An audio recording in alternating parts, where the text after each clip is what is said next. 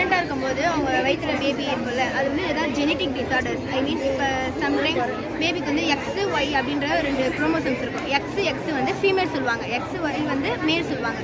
அதில் ஜெனட்டிக் டிசார்டராக பிறந்துருந்துச்சுன்னா அதில் ஒன்று வந்து அதிகமாக இருக்கும். சம்டைம்ஸ் அந்த எக்ஸுன்றதை எக்ஸ் இல்லாமல் கூட இருக்கும். அதை வந்து அப்படி எக்ஸ் இல்லாத இருக்கவங்களுக்கு வந்து ஸ்டெரைல்னு சொல்லுவாங்க. அப்படின்னா அவங்களால ஒரு குழந்தையே கொடுக்க முடியாது, அவங்களால அந்த எக் ஃபார்மேஷன் பண்ணவே முடியாது.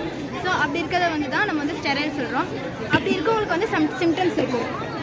அதுதான் இப்போ டவுன் சிண்ட்ரோம் இருக்கிறவங்களுக்கு எக்ஸ்ட்ரா 21 குரோமோசோமில் எக்ஸ்ட்ரா ஒன்று இருக்கும். எல்லா குரோமோசோம்லையும் டபுளாக தான் இருக்கும். ஆனால் இதில் மட்டும் 3 இருக்கும். அதை தான் வந்து ட்ரைசோமி ஆஃப் 21ன்னு சொல்லுவாங்க.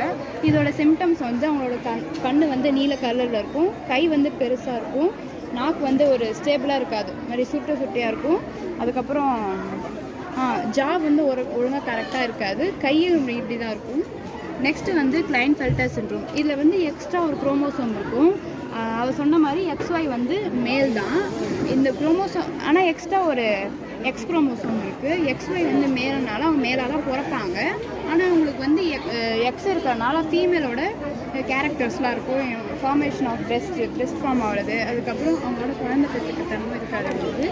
நெக்ஸ்ட்டு டர்னர் சிண்ட்ரோமில் செக்ஸ் குரோமோசோம் 2 தான் இருக்கணும்.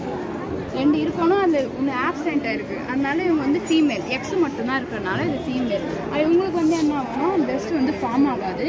அதனால் இவங்களால குழந்தையும் பெற்றுக்க முடியாது. ஆனால் மென்ஸ்ட்ரஸ்லாம் எல்லாம் நிறையா வரும். இதில் வந்து எப்படி டெஸ்ட் பண்ணுவாங்கன்னா இன்ஜெக்ஷன் இன்செக்ட் பண்ணி அதில் வந்து ஒரு ஃப்ளூயிட் இருக்கும், அம்னேட்டிக் ஃப்ளூயிட். அதில் வந்து குரோமோசோம்ஸ் இருக்கும், அதை வச்சு தான் வந்து கண்டுபிடிப்பாங்க.